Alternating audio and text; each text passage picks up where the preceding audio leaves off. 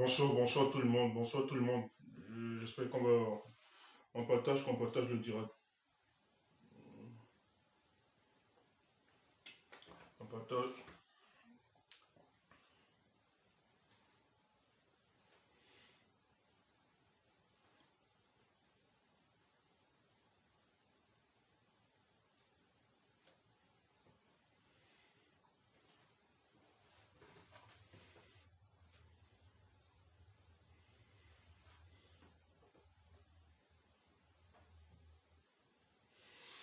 Bonsoir, j'espère que vous allez bien.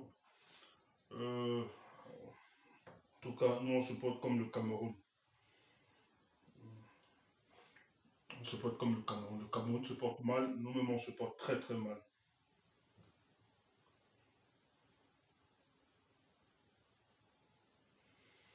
Ok. Oui, bonsoir. Pourquoi je fais ce direct? Il est important de faire ce direct parce que sur la toile, il y a beaucoup de débats et ça va un peu dans tous les sens. Il y a beaucoup de débats, donc il faut forcément prendre position. Et on ne peut pas rester silencieux face à ce qu'il se passe. Oui, on me dit volume. Ok, je monte. Ok.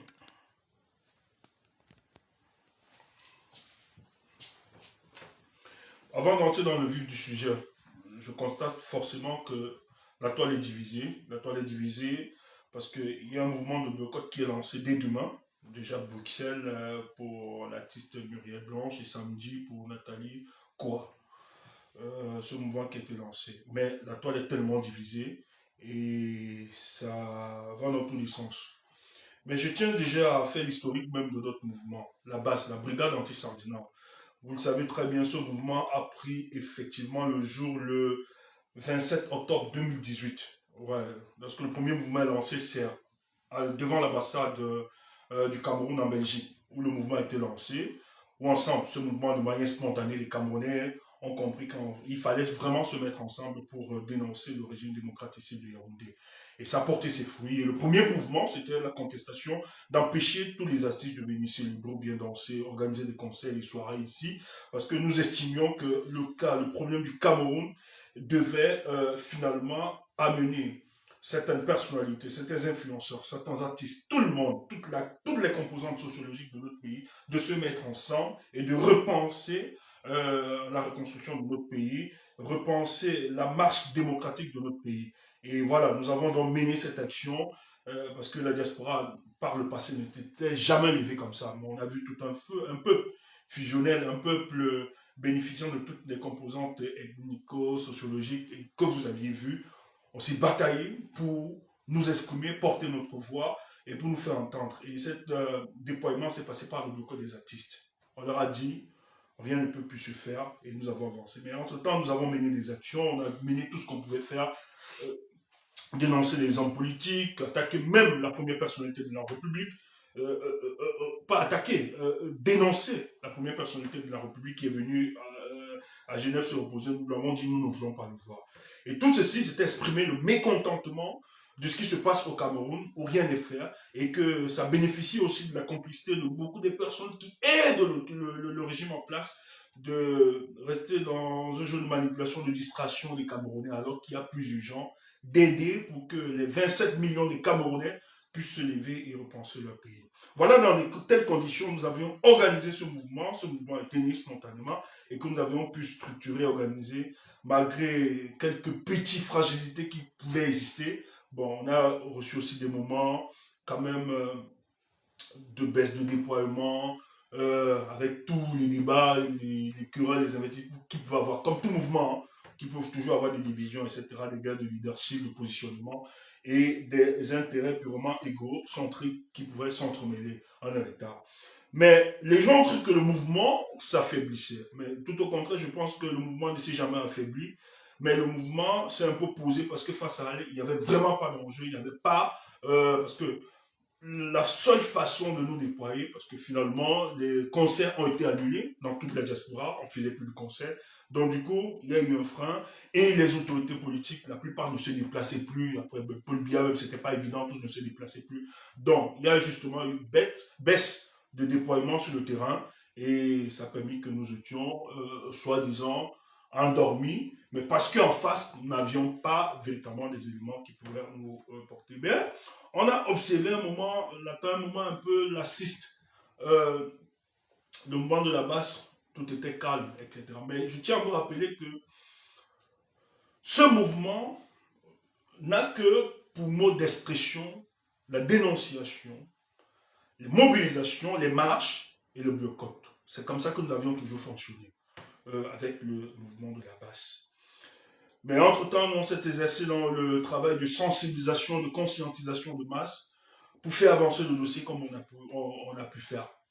Parce qu'on n'a plus d'autres moyens. Attaquer même les ambassades, aller au niveau des ambassades, dénoncer, contester, tout ce qu'on pouvait faire. Et vous avez vu ce que ça a coûté à plusieurs d'entre nous, et nous avons continué dans ce sens-là.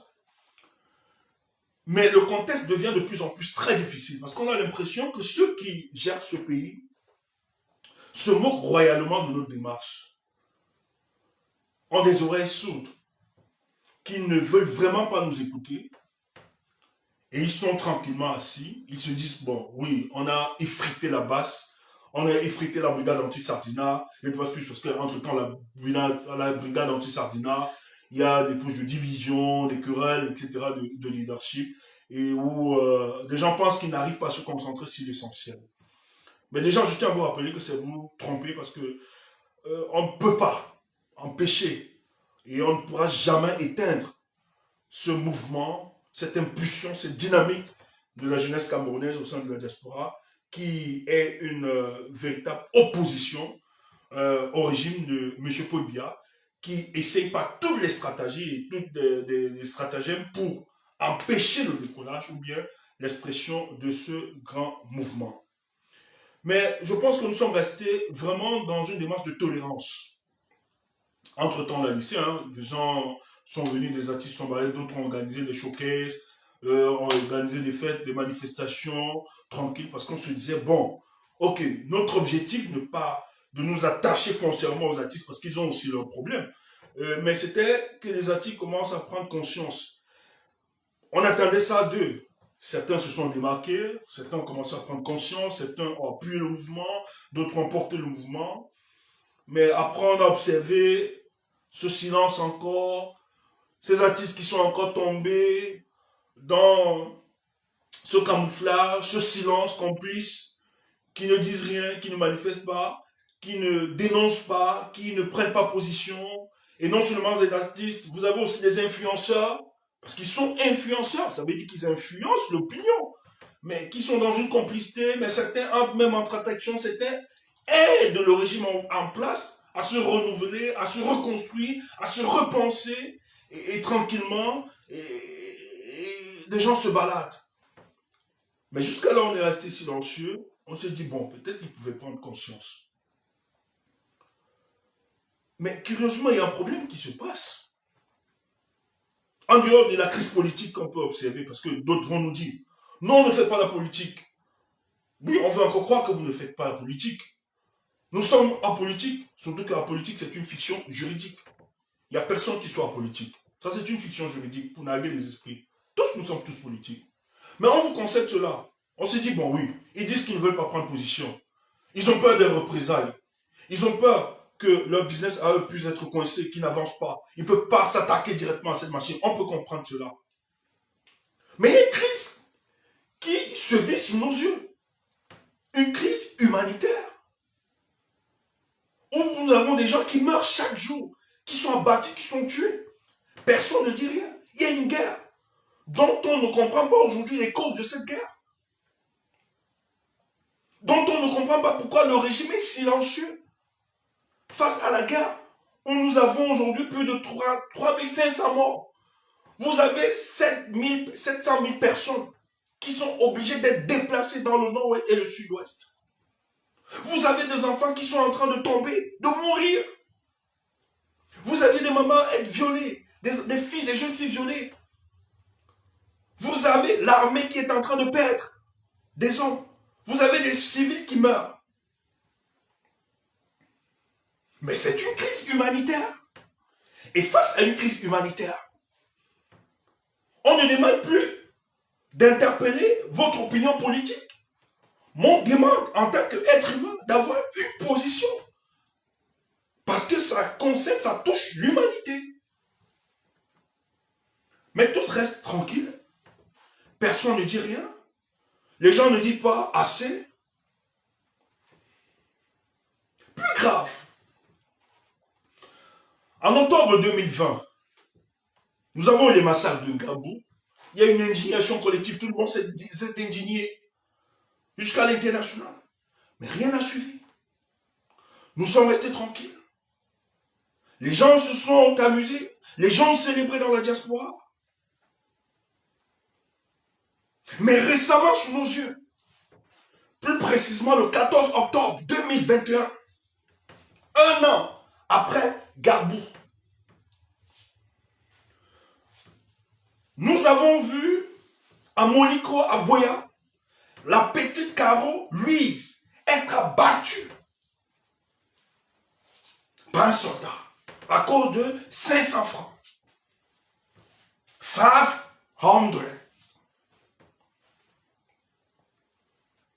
Petite fille de 5 ans, être abattue.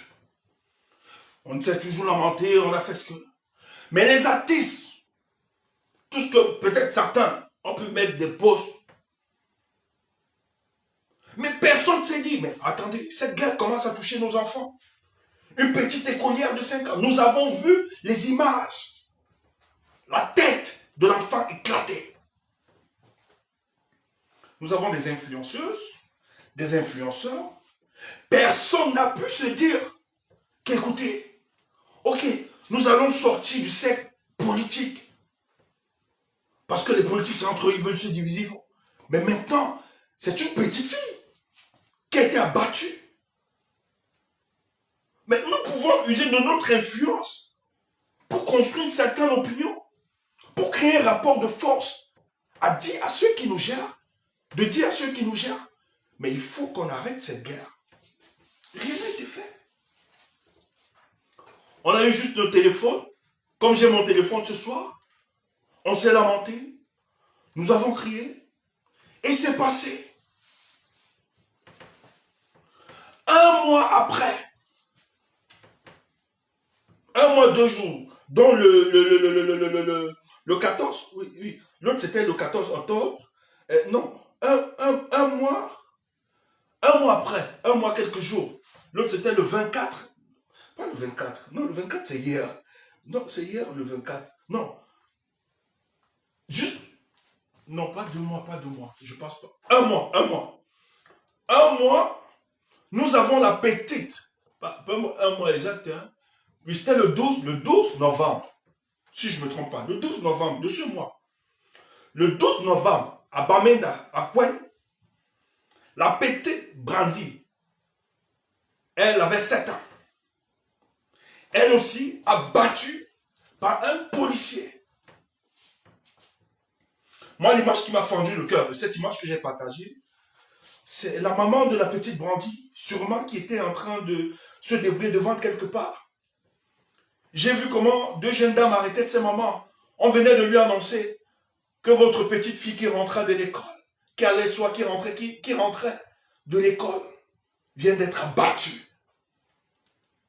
Elle qui a habillé son enfant, elle qui a nourri son enfant le matin, elle était étourdie, perdue. Cette image, personnellement, j'ai une amie qui peut témoigner. Peut-être elle nous écoute. J'ai 48 heures. J'étais en larmes quand je regardais cette image. Je prenais mon téléphone comme ça, je regardais l'image de cette dame. Je pensais à ma mère qui m'a accouché. Je pensais à ma mère qui a œuvré pour que j'aille à l'école, pour avoir de l'instruction. Donc quand je voyais cette maman, je pensais à ma mère qui m'a accouché. Tout épeuré, perdre un enfant. Mais quels sont les moyens que j'avais? On a juste dénoncé. J'ai même fait une réunion par après ce tuteur. Qu'est-ce qu'on pouvait faire en tant que diaspora pour s'organiser? Mais on ne peut rien. On n'est pas au Cameroun. Nous sommes ici. On a dénoncé comme d'habitude. On s'est lamenté comme d'habitude. Le gouvernement fait son jeu comme d'habitude. Tout le monde a critiqué comme d'habitude. Mais dans cette guerre, cette maman, c'est elles qui sont en train de perdre l'enfant, qui pleurent, qui sont apeurées aujourd'hui. Marie-Louise, Carole-Louise, sa maman, jusqu'à aujourd'hui inconsolable. Brandy, Abameda Kouel qui a été abattu. Sa maman qui vendait, qui se débrouillait, sa maman, qui espérait, qui avait l'espoir que lorsque je vends comme ça, j'ai ces petits pédiums, j'investis dans l'école de ma fille. Demain, ma fille essuiera mes souffrances, essuiera ma peine. Voilà l'espoir qu'on a abattu. Ça, c'est humain. Mais on n'a rien dit. On est resté tranquille. Comme si ça ne suffisait pas. Et ça, je n'ai même pas eu le courage d'en parler. J'ai juste fait un post sur ma page Twitter où j'ai une image où quelqu'un a pris le soin de l'image du jeune garçon qu'on portait qui a pris l'image de Soweto, qui a fait un collage de photos et qui nous rappelait qu'en face de nous, nous avons un régime d'apartheid qui a un sens profond. Qui disait le régime de Yaoundé, c'est un régime d'apartheid. Et c'est ce qui m'a interpellé beaucoup plus. On est dans un régime d'apartheid qui travaille pour la division, la séparation des Camerounais. Et pour cela, il tue. Hier, 3 écoliers ont été abattus avec l'enseignante. Emmanuel Erouné, 12 ans. Jocelyne, il y a une Jocelyne, 16 ans. Il y avait Koum Emmanuel aussi, 17 ans. Et Madame Célestina Son, qui était la maîtresse, qui ont été abattus. 3 élèves, une enseignante.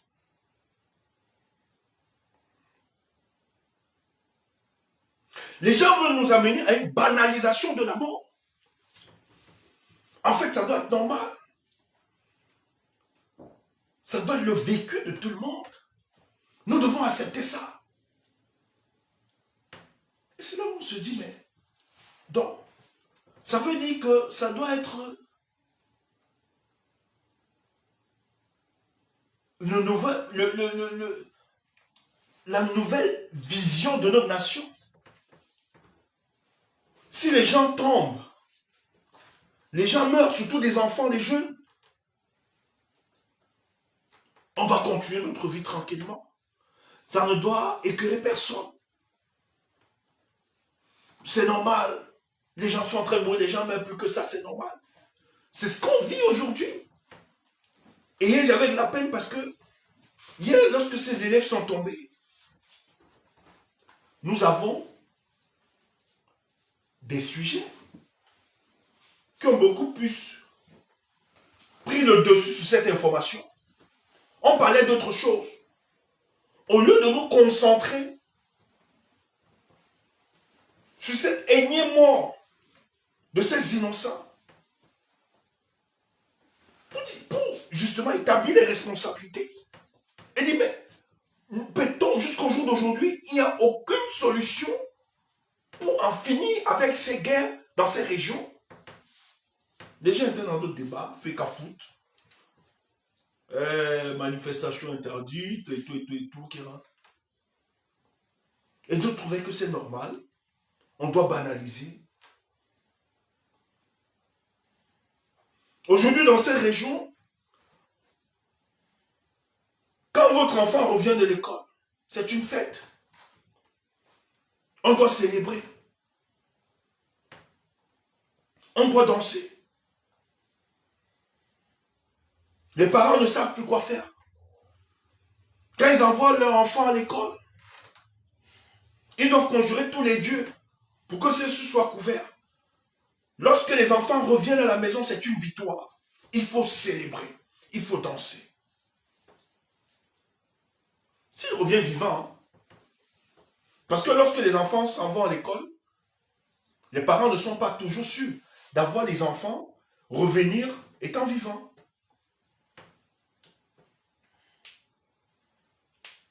Mais c'est trop. Si nous, Camerounais, nous ne portons pas nos propres problèmes, je ne pense pas que d'autres sociétés ou bien d'autres peuples, d'autres États vont nous aider. Nous sommes dans une situation, nous tous Camerounais, nous devons porter le deuil de notre nation.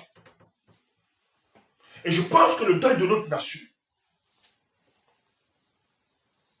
a commencé depuis hier. Il faut prendre conscience que cette crise humanitaire que nous vivons dans notre pays ne peut laisser aucun indifférent. Il faut prendre conscience que tout le monde, de toutes nos appartenances, nous pouvons accélérer la pression.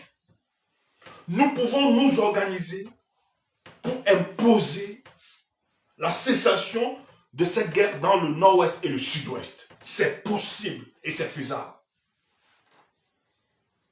Et les premières personnes qui ont cette responsabilité, c'est tous ceux qui influencent l'opinion. Parce que beaucoup sont devenus des spécialistes de la diversion. Il faut que ça cesse. Un peuple ne peut que se divertir lorsqu'il a atteint la société de consommation. Lorsqu'il a évacué les besoins primaires. Lorsqu'il a évacué les besoins physiologiques. Lorsqu'il a évacué certains besoins. Nous pouvons atteindre le divertissement. On ne peut pas se permettre de se divertir à l'heure actuelle. On ne peut pas célébrer, on ne peut pas danser. En ce moment, lorsque nous avions dans notre pays des compatriotes qui meurent innocemment parce que M. Paul Biya a décidé d'entretenir une guerre. Oui, il refuse d'écouter la majorité des Camerounais qui lui disent qu'il faut cesser cette guerre. Ici, il ne s'agit plus de défendre un individu. Il ne s'agit pas de défendre une tribu. Il ne s'agit pas de défendre une appartenance politique. Il s'agit de défendre l'humain. Car, lorsque une âme tombe, c'est l'humanité qui se meurt. Et le Cameroun est en train de se mourir à l'heure actuelle. Donc personne n'a le droit d'apporter un quelconque raisonnement sur la toile, disant non, il faut. Donc ce sont ces réalités qui depuis ont structuré notre pensée. Que ça plaise ou bien que ça déplaise. Je pense que l'heure est venue à nous de la diaspora de prendre notre responsabilité. Mais il faut que ça commence quelque part un jour. Et nous avons donc décidé depuis hier qu'il est urgent, il est ultime de faire entendre la voix du peuple camerounais. Je suis désolé de toutes les affinités que vous pouvez avoir. Nous les avons. De toutes les considérations, nous les avons. Mais depuis hier, le ciel de mon pays est un ciel obscurci. Le sang coule dans le ciel de mon pays. Et nous avons donc décidé de des gens qui comprennent le sens de notre combat, qu'il faut commencer à dire stop au divertissement. On ne peut pas danser, on ne peut pas s'amuser, on ne peut pas boire, on ne peut pas faire l'amour, tandis qu'à côté de nous, beaucoup sont dans une condition d'insécurité incroyable. Beaucoup sont en train de mourir. Donc, je salue cette initiative de dire que la diaspora va faire entendre sa voix. Et ici, personne n'est à l'écart. Je dis bien, personne n'est à l'écart. Pour le moment, le ciel du Cameroun est obscurci.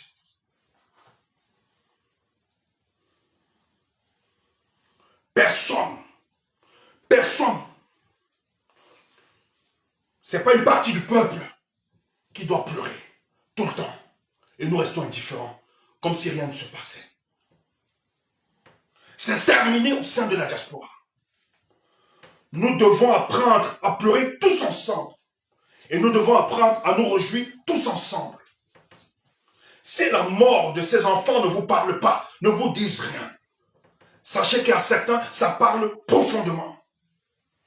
Donc nous avons donc décidé, dès demain, et nous sommes désolés, on n'a pas de problème personnel avec ces artistes ou bien influenceurs, ou bien c'est un règlement de compte. Mais c'est que la goutte a débordé hier. Nous sommes fatigués de bavarder. On s'est dit, si ce démarrage de boycott dans la diaspora va amplifier le ton et la dénonciation que porte la diaspora, nous allons le mener. Et nous serons, je dis bien, nous ne serons flexibles. Nous ne serons pas point flexibles, pas de négociations. Parce que je vois beaucoup là, certains responsables événementiels appelés et tout ça. Et arrêtez avec vos proximités. Ici, il s'agit de mort. Il y a des arbres qui tombent. Le ciel du Cameroun est obscurci. Et ce n'est pas ici qu'on doit venir s'amuser. Tout le monde, nous devons appeler les Camerounais à pleurer. Il faut construire l'indignation collective. Il faut construire ce rapport de force. Et nous avons la capacité et les moyens de le faire. Que personne ne justifie. Oui, nous sommes fatigués de votre discours. De dire oui, je suis apolitique. C'est terminé. Il ne s'agit plus de la politique. Il s'agit d'une crise humanitaire, catastrophique, où les Camerounais sont en train de disparaître gratuitement sous nos yeux. Et nous sommes dans un silence complice. On veut venir se balader, faire de la promotion, je ne sais quoi, de salade, de café, de commerce, vendre je ne sais quoi. Alors que les gens, non. La vraie humanité commence par là. Il faut dénoncer, décrier ce qui se passe dans notre pays. Si vous êtes venus pour une campagne de sensibilisation, une campagne de nous faire entendre la voix des Camerounais qui pleurent chaque jour, ça nous allons vous accompagner. Mais le reste, c'est terminé. Donc la diaspora a donc décidé que pour l'instant, plus de réjouissance. Et je suis désolé pour celles par qui ça va commencer. Parce qu'il faut que ça commence quelque part. Il ne faut pas nous ramener en arrière. Que tel était là. Non, non, non. Il y a le prétexte. Il y a des situations et des événements qui nous amènent à prendre conscience. Et qui nous permettent d'ajuster nos stratégies. On ne l'a pas fait il y a de cela un mois. La petite Carole Louise est tombée. Brandy est tombée. Hier, on a encore ces jeunes qui sont tombés. La diaspora, c'est dire il faut être efficace. Et dans cette efficacité, elle a donc décidé d'enchaîner, de déclencher ce vaste mouvement de boycott de tous les influenceurs, les artistes, les hommes politiques, tout le monde, à partir de demain.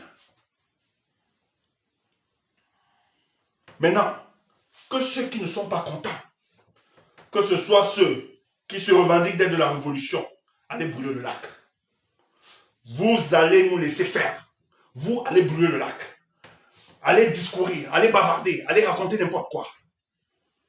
Maintenant, vous la bouclez. Parce que dès demain, nous avons décidé de rééquilibrer les choses. Et c'est sans pitié. Il n'y a pas à négocier. Il n'y a pas à discuter, à négocier dans ces histoires. On négocie rien. Donc, pour tous ceux qu'ils veulent que nous ayons de la discussion, bien du dialogue, pour le moment, nous sommes en deuil. Nous vous prierons de remettre pour plus tard votre événement. Mais pour le moment, la diaspora a décidé d'être mobile, de se déployer sur le terrain. Et nous allons nous déployer. Et ça, nous n'avons plus d'autres moyens. C'est ce moyen que nous avons à notre possession. Nous avons donc décidé de lancer les boycotts dès demain. Donc, ceux qui s'énervent, qui veulent contredire que ce soit des nôtres, vraiment vous la bouclez. Vous la fermez. Vous la fermez. Vous la bouclez. Vous la fermez. Et vous laissez les autres faire. On ne peut plus continuer comme ça. Nous devons apprendre aux Camerounais de construire ensemble. Nous devons apprendre aux Camerounais de se mettre. Il ne faut pas ce silence complice. Laisser nos frères histoires raconter qu'ils sont des influenceurs alors qu'ils n'influencent à rien. C'est ce qui nous est plus cher. On se moque de nous partout à l'extérieur. Vous parlez même de quoi? Voilà un pays. On nous a vanté que la CAN devait être organisée, machin, tout. Mais vous aviez vu tous que les autorités de la CAF ont pondu un communiqué en leur disant que le match d'ouverture risquerait de ne pas se jouer sur le stade dont ils avaient sélectionné. Subitement, c'est là où on voit comment ils ont déployé tous les techniciens. En 6 jours que ça va finir. Ne rêvons pas. Et vous allez voir des influenceurs aller soutenir ça. Il faut que ce bluff finisse. Cet esbouche s'arrête. Donc, et comme vous le savez, vous connaissez, on n'est pas là pour faire des amitiés. On n'est pas là pour se faire, je ne sais pas. Nous ne sommes pas là pour avoir la sympathie. Donc je vois des gens qui font des posts. Ouais, vraiment, il faut laisser machin tel. Mouf. Mouf.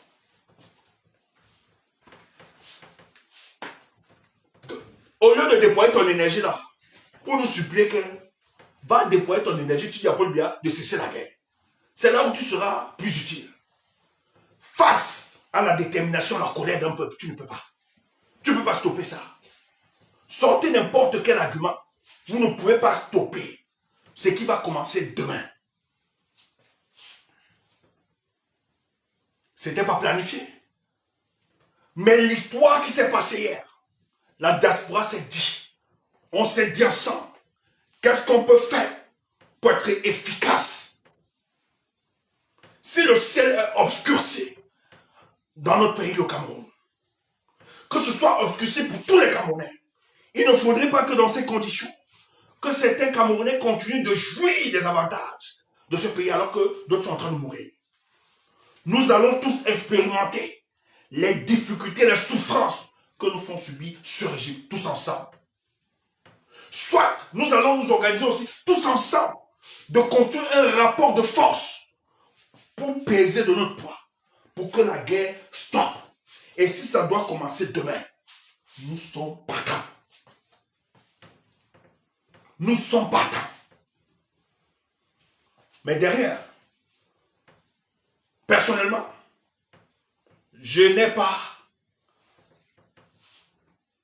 une obsession particulière contre les influenceuses ou bien les artistes. Personnellement, ce n'est pas une obsession pour moi de lancer ce boycott contre eux. Mais face à la situation de ce qui se passe dans notre pays, nous devons donc observer. Nous devons donc commencer le deuil. Et commencer ce deuil, les réjouissances, les célébrations doivent stopper. Il faut que la voix des Camerounais s'entende. Parce que si on continue à laisser la distraction, le divertissement, on risque de court-circuiter ce qui est cher dans nos combats. Que les autres se laissent corrompre, je ne sais pas par quelle affinité, par les sentimentalistes, qui sont en manque de position, qui jouent aux cheveux s'ouvrir. Mais nous, aussi vrai qu'on est cohérent, que ça blesse, que ça choque, que ça crée des ennemis, que ça sépare, ça nous divise. Mais je pense que c'est l'une des stratégies les plus efficaces et non violentes de la diaspora qui doit commencer demain. Donc ne nous appelez pas. Ne négociez rien. En tout cas, si vous voulez négocier, tant mieux, avec qui que vous voulez. Mais sachez que dès demain, on déclenche. Nous sommes en deuil. Comme ça, si ça peut amener certains de nos compatriotes à saisir le discours, à se dire qu'est-ce qu'on peut faire, pas sur le plan politique, je précise, qu'est-ce qu'on peut faire sur le plan humanitaire pour faire avancer la cause. End anglophone crisis. Nous avons tous les moyens, je dis bien tous, nous avons ces rapports de force pour stopper cette guerre. Mais cessez de jouer au copinage avec ce régime. Cessez de vous donner à ce régime pour distraire les Camerounais, pour banaliser la mort dans le nord-ouest et le sud-ouest. Parce qu'on assiste à ça, à la banalisation de la mort. Il faut que ça cesse. Chez nous, chez les Bantous, l'être humain, c'est sacré. On ne va pas continuer à perdre nos compatriotes comme ça et rester silencieux. Donc dès demain, je ne parle pas pour parler. Nous tous, dès demain, on sera au rendez-vous. Vous allez seulement nous taper. Je ne voulais pas parler. Demain là, si tu viens, que tu veux seulement me taper, je te donne rendez-vous demain. On sera là. Parce que c'est le Sagat. Et que tous les combattants, prêts demain, pour la Belgique, sortez comme un homme. On l'a fait par le passé. Il faut sortir comme un seul homme. Demain, nous devons empêcher ça. Nous devons empêcher ça. Ça a commencé quelque part. Et ça avait une date. Je ne veux pas rentrer en arrière. Je ne veux pas savoir que laisser les fausses polémiques là. Ceux qui veulent polémiquer là, c'est ceux qui sont dans des business. Qui sont dans des positionnements bizarroïdes là. Un genre. Ceux qui veulent entraîner. Il faut que ça commence quelque part. Et c'est cet événement d'hier qui a déclenché. C'est le prétexte qu'on ne vous raconte pas n'importe quoi. Combattants, combattantes, je suis fier de vous. Je suis content. Vous qui allez sortir demain, nous qui allons sortir demain, que personne ne vous ébranle dans votre position. Laissez qu'il multiplie les contradictions sur la toile contre vous. Mais demain, sachez que l'acte que vous êtes en train de poser, c'est l'acte de bravoure. C'est interpeller la conscience nationale de ce qui se passe. C'est interpeller l'humanité tout entière. Que nos compatriotes sont en train de mourir et les gens restent indifférents. Donc ceux qui veulent justifier n'importe quoi, raconter n'importe quoi, faire du business, il faut les laisser. Ne dis rien. Ne disent que, oui, Nathalie, quoi, machin, non, non, laissez ça. Laissez ça. On l'aime bien. Moi, je l'aime bien, personnellement. J'aime bien le courage de cette dame. J'aime bien la démarche. J'apprécie la carrière de cette dame. Je l'aime foncièrement. Je n'ai rien contre elle. Mais maintenant, un prétexte s'est présenté à nous hier. Nous avons donc décidé de commencer le boycott. Malheureusement, c'est tombé qu'elle avait un programme. Elle va seulement encaisser. Parce que si on me demandait qu'à moi, mon sentiment personnel, j'aurais dit, laissons Nathalie quoi. Personnellement, j'ai de l'admiration pour cette dame. Ça, je vais le dire. Mais comme il s'agit de répondre à un besoin essentiel, le ciel du Cameroun s'est obscurci. Nous devons construire ensemble le rapport de force pour appeler à la cessation de cette guerre. Ça commence comme ça. Plus de divertissement, de célébration, de réjouissance dans la diaspora. Et le malheur est tombé qu'ils avaient programmé des choses. Demain, après-demain. Et c'est la continuité. Ça va continuer. Donc, ceux qui veulent raconter n'importe quoi là, qui veulent justifier, taisez-vous. Il n'y a aucun règlement de compte. Il n'y a aucun acharnement. Il n'y a pas d'acharnement contre un individu particulièrement. Il n'y a pas d'acharnement. Il n'y a pas une volonté de nuire. Et si quelqu'un dans ce genre de business, nous allons dénoncer. C'est pour ça que les événementiels, ceux qui appellent là, pour négocier derrière, arrêtez ça. Je ne vais pas vous citer, vous connaissez. Arrêtez ça. Ce n'est pas une question de négociation. Vous qui appelez derrière là pour organiser, arrêtez ça. On négocie rien. Il s'agit de la survie de nos compatriotes. Et c'est à prendre au sérieux. Donc, vous qui vous déployez sur la toile là, faites du sentimentalisme, faites ceci. Il ne faut pas déplacer le débat.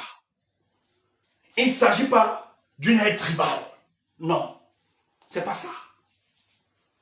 Le prétexte, hier, il y a une autre guerre, un autre meurtre. Des enfants sont tombés. Et avant ça, le 12 novembre, nous avons la petite fille, Brandy, qui est tombée à Bamenda, en Kwen. Et le 14 octobre, la petite Carole Louise qui est tombée à Bamenda. Rien n'a été fait, rien n'a été dit. Nous sommes restés assis confortablement sur notre canapé en position fétale, sans rien dire. Alors la diaspora a décidé, dès demain, d'être opérationnel. Si ça va nous permettre de construire le rapport de force pour amener à la cessation de la guerre, on va le faire. C'est aussi vrai pour les influenceurs ou bien les influenceurs, les artistes. C'est aussi vrai pour les hommes politiques qui soutiennent ce régime. Nous allons commencer. C'est bon. Voilà mon discours que je vais tenir. Stéphane Tchoumbou, porte-parole de la base. Je le dis. Celui qui n'est pas content, qu'il aille brûler le lac. On n'est pas là pour négocier. On n'est pas là pour négocier avec qui que ce soit. Nous allons mener ce combat. Et ce n'est pas la majorité. Hein. Ne vous dérangez pas, ce n'est pas souvent la majorité. C'est un groupuscule d'individus qui sont conscients des enjeux, qui mènent des opérations. Et les opérations seront menées dès demain. Et j'encourage cela. Frères, concentrez-vous et puisez d'énergie parce que la journée demain sera longue. Laissez le bavardage et les jacasseries des personnes sans importance, des petites gens qui n'ont rien à nous apprendre, qui sont aujourd'hui étourdis, qui ne comprennent même plus rien du sens du combat, qui sont abandonnés par eux-mêmes, qui sont constipés dans la réflexion, qui ne peuvent plus rien produire, qui sont aujourd'hui dans des acharnements, on ne saurait quoi dire, qui ont oublié l'essentiel même de notre combat, qui ont oublié même ce qui nous réjouit, ce qui définit l'essence même de la révolution de la diaspora camerounaise. Nous avons donc l'obligation de porter ce flambeau. Que tu sois d'accord ou bien que tu ne sois pas d'accord, on s'en fout. Le plus important, dès demain, la voix du Cameroun doit se faire entendre. C'est clair. Donc soyez mobilisés demain. On commence à Bruxelles. Je suis revenu urgemment parce que je vais être parmi ceux qui allons empêcher que ce spectacle se produise. Il faut commencer quelque part. Merci. Portez-vous bien. Bonne soirée.